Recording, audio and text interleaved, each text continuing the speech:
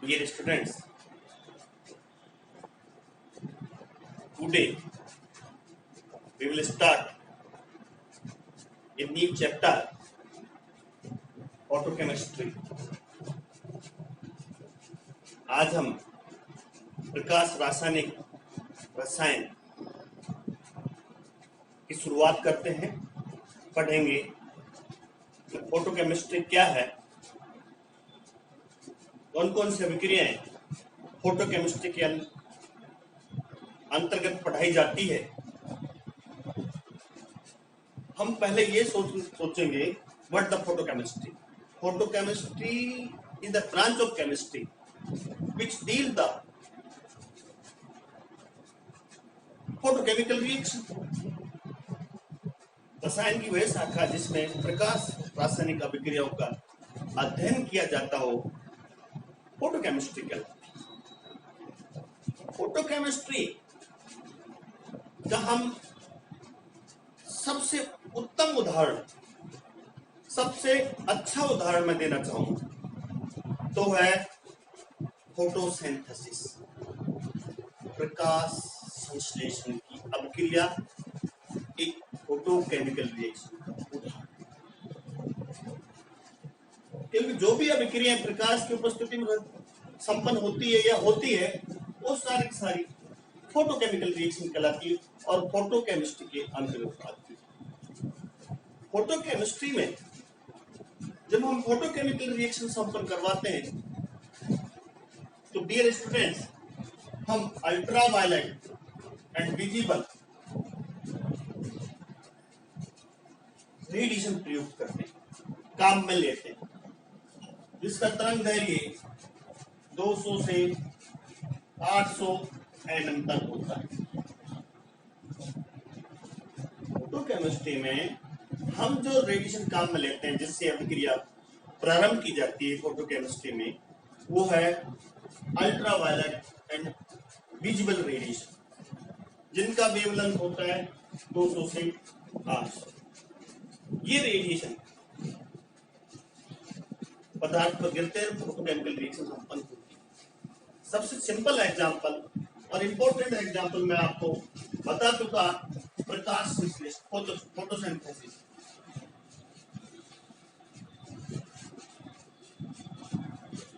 Botany में आपने प्रकाश संश्लेषण अभिक्रिया पढ़ी होगी, C6H12O6। ये बनता कैसे? पेड़ पौधे किस तरह से भोजन बनाते हैं, ये हम आपको बताएंगे। यहाँ CO2 प्लस H2O प्रकाश की उपस्थिति में क्लोरोफिल जो हरी पत्तियों में मिलता है, तब C6H12 और O6 जो हमने बताया भोजन बनाते हैं और ऑक्सीजन 6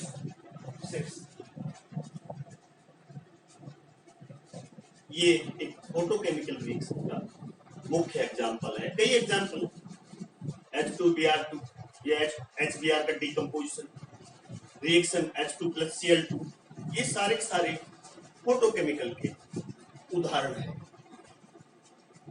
तो डियर स्टूडेंट, मैं यहाँ एक बात और बताना चाहूंगा, अब जितनी भी अभिक्रियाएं होती है उनको हम दो भागों में बांट सकते हैं। कुछ अभिक्रिया अपना आप होती है, कुछ अभिक्रियाओं को इनिशिएट करवाया जाता है, अर्थात उनमें ऊष्मा ऊर्जा दी जाती है, तभी अभिक्रिया। तो अभिक्रियाओं को, रासायनिक अभिक्रियाओं को हम दो भागों में वर्गीकृत कर सकते हैं, बांट सकते हैं।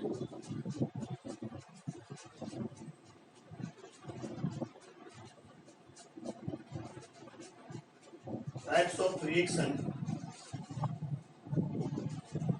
प्रक्रिया के आधार, प्रोसेस के आधार। कुछ अभिक्रिया स्वतः होती है, स्पॉन्टेनियस रिएक्शन कहलाती है। कुछ अस्वतः होती है, जिनके लिए प्रकाश या हीट की आवश्यकता होती है। तो यहाँ थोड़ा थोड़ा संक्षेप में बताना चाहूंगा मैं।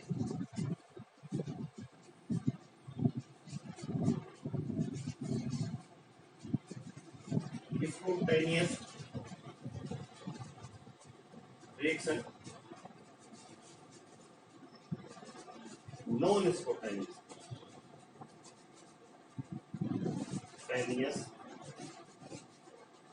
रिएक्शन, जो अभिक्रिया स्वतः होती है, जो अपने आप होती है प्रकृति में, वो स्वतः अभिक्रिया कहलाती है, स्पॉन्टेनियस रिएक्शन कहलाती है। जैसे जो जल बनता है, वाटर मॉलिक्यूल्स बनता है, उसमें हजारों साल लग जाते हैं, H2+O2 के मध्य रिएक्शन होने में हजारों साल लग जाते हैं, वो अपने आप होती रहती है प्रकृति, जल बनता रहता है। जैसे चट्टाने धीरे धीरे देखे ना, डीके होती रहती है, अपक्षय होता रहता है चट्टानों, ये स्वतः अभिक्रियाओं के उदाहरण है। स्वतः अभिक्रियाएं नॉन स्पॉन्टेनियस रिएक्शन, ये अभिक्रिया अपने आप नहीं होती, इनको प्रारंभ करने के लिए या तो हम हीट देंगे, चाहे वो हीट उष्मा के रूप में, ताप के रूप में दें, चाहे वो हम रेडिएशन डालें या प्रकाश के रूप में दें। इनको प्रारंभ किया जाता है, इनको प्रारंभ करने के लिए हमें उष्मा ऊर्जा की आवश्यकता होती है। यदि उष्मा की आवश्यकता रहती है, यदि ताप की आवश्यकता रहती है तो थर्मल रिएक्शन कहलाती, और यदि प्रकाश की आवश्यकता होती है अभिक्रिया आरंभ करने के लिए तो फोटोकेमिकल रिएक्शन कहलाता। तो इनको भी हम दो भागों में बांट सकते हैं, thermal reaction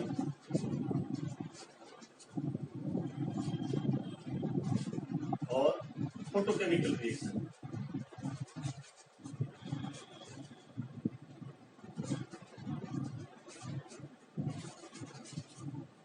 thermal reaction, photochemical reaction. यहाँ जो थर्मल रिएक्शन, जो ताप की अभिक्रिया होती है, उनमें जो उष्मा ऊर्जा की आवश्यकता रहती है वो ताप से, सप्लाई इसमें कहाँ होती, ताप, टेम्परेचर से अभिक्रिया आरंभ होती है, इसलिए थर्मल रिएक्शन कहते हैं। एग्जाम्पल कई हैं, H2+O2, ये सब thermal reaction, sorry H2+I2, 2HI, कई एग्जाम्पल, सारी ज्यादातर अभिक्रिया देखने थर्मल रिएक्शन कहलाएंगी, जहां ताप की आवश्यकता होती है। ये अभिक्रियाएं अंधेरे में भी हो जाती, डार्क में भी हो जाती, इनको प्रकाश की आवश्यकता थोड़ी, इनको तो टेम्परेचर की आवश्यकता, अनुकूल टेम्परेचर चाहिए, ऑप्टिमम टेम्परेचर चाहिए, तभी अभिक्रिया आरंभ होती है। टेम्परेचर के लिए कैसे आरंभ होती है अभिक्रियाएं, जब हम अभिक्रिया का टेम्परेचर बढ़ाते हैं या अनुकूल टेम्परेचर देते हैं तो अभिक्रिया के मॉलिक्यूल्स एक्टिवेटेड हो जाते हैं, सक्रिय अणु हो जाते हैं, और ये एक्टिवेटेड अणु आपस में टकरा कर एक्टिवेशन ऊर्जा के बराबर या उससे अधिक ऊर्जा प्राप्त कर उत्पाद में बदल जाते हैं, और यह अभिक्रिया संपन्न हो जाती है, थर्मल रिएक्शन संपन्न हो जाती है। फोटोकेमिकल रिएक्शन, इसमें प्रकाश की आवश्यकता, ये अंधेरे में नहीं हो सकती, प्रकाश की आवश्यकता होती है, अंधेरे में नहीं हो सकती। इसमें पदार्थ रेडिएशन का अवशोषण करके अभिक्रिया आरंभ करता है। फोटोकेमिकल रिएक्शन की बातें यहां हो रही है। तो फोटोकेमिकल रिएक्शन पदार्थ जो रेडिएशन का फोटोन है उसका अवशोषण करता है। तो अवशोषण करके क्या करेगा, एक ऊर्जा स्तर से दूसरे ऊर्जा स्तर में चला जाएगा।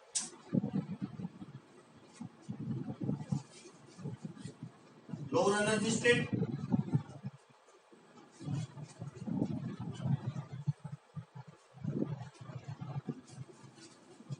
अपर एनर्जी स्टेट। जो अणु होता है उस पर जब रेडिएशन डालते हैं वो फोटोन का अवशोषण करता है, और फोटोन के अवशोषण करके लोअर एनर्जी स्टेट से अपर एनर्जी स्टेट में चला जाता है, एक्टिव करता है।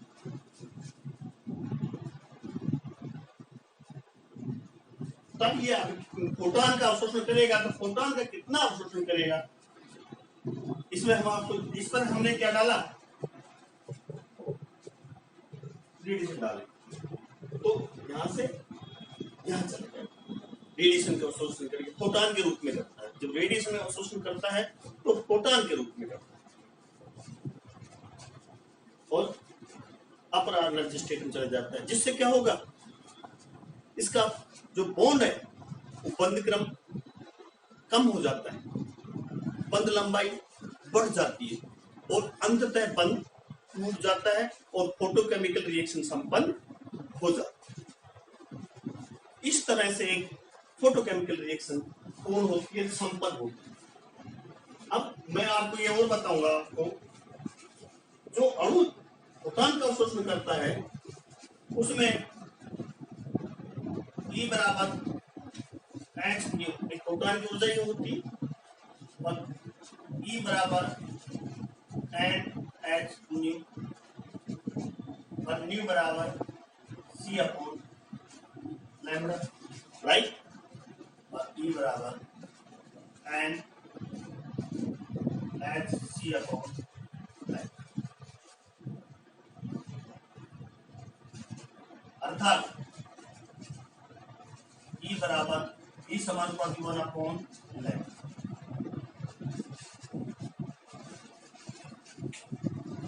अणु फोटॉन के रूप में रेडिएशन का अवशोषण करता है, फोटॉन की ऊर्जा होती है E बराबर h न्यू, एंड यहाँ एवोगैड्रो संख्या, एक मोल अणु की संख्या ऊर्जा अवशोषण करेंगे, न्यू बराबर c अपॉन लैम्बडा हमने कर दिया, तो कुल मिलाकर E inversely proportional to lambda. जो रेडिएशन की ऊर्जा अर्थात ऊर्जा वेवलेंथ के इनवर्सली प्रोपोर्शनल होगी, व्यतिक्रमानुपाती। तो ये फोटोकेमिकल रिएक्शन इस प्रकार से फोटॉन का अवशोषण करके अपर एनर्जी स्टेट में चला जाता है, जब बंध क्रम कम हो जाता है, बंध लंबाई बढ़ जाती है, बंध टूट जाता है और अंततः फोटोकेमिकल रिएक्शन संपन्न हो जाती है। इस फोटोकेमिकल रिएक्शन में दो बातें, एक अणु फोटॉन का अवशोषण करता है, नेगेटिव ताप टेम्परेचर का अवशोषण करता है, रेडिएशन के फोटॉन का अवशोषण करता है। दूसरी बात नंबर 2, आज जो इनकी जो रेट ऑफ रिएक्शन है, फोटोकेमिकल रिएक्शन की रेट ऑफ रिएक्शन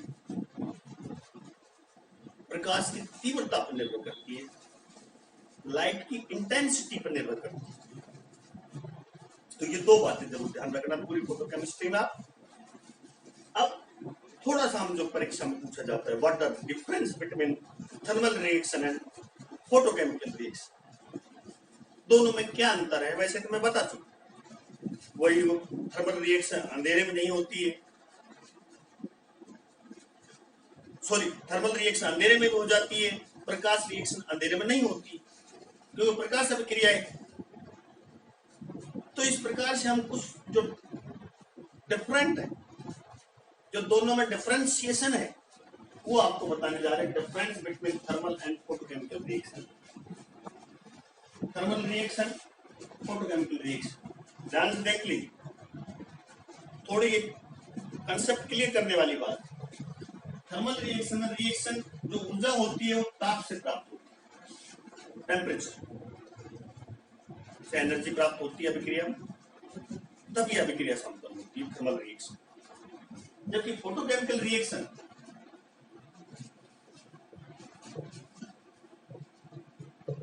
रेडिएशन के अवशोषण से विकिरण का अवशोषण करती है, प्रकाश विकिरण का अवशोषण करती है। प्रकाश भी कौन सा?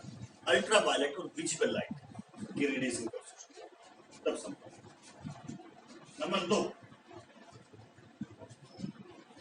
ये अंधेरे डार्क में भी संपन्न हो जाती है, बता चुका मैंने से।